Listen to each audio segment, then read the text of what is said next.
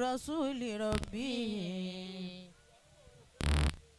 وحين أجابته سرت لجميلة ليبكي القوم يرجوني أواما بانبساط معاملة جميلة بأحمد أريدك خير المالي وعشت وسرت عندكم جميلة أحبك منذ ما كل قولي أردي محمد وسماوات لجميلة بذكر محمد أهل وتعلو مقامه ثم أمكنت لجميلة ويتصل لفؤاد متى أصلي على من جاها والدنيا جميلة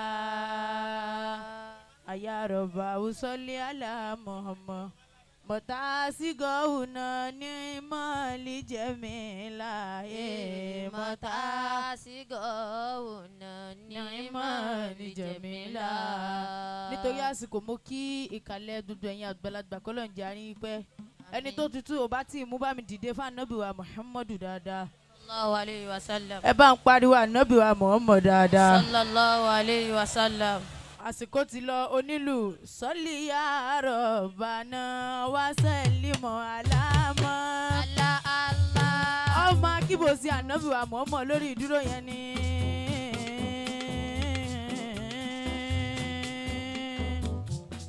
sọ́lì ya Rabbana wá sẹ́límọ̀ aláàmọ́. ẹ̀yin ìyàwó ẹ dákun ẹ máa ń dìde fún ànábì wa Muhammad ẹ dákun. walili kalikira motun washifaho Allah keifa teriko ruki ya kaliambiyaho Allah ya samaha moto wala jasamaho Allah la muyusau kafi ulaka wa qada Allah la sanami kaduna wasana Allah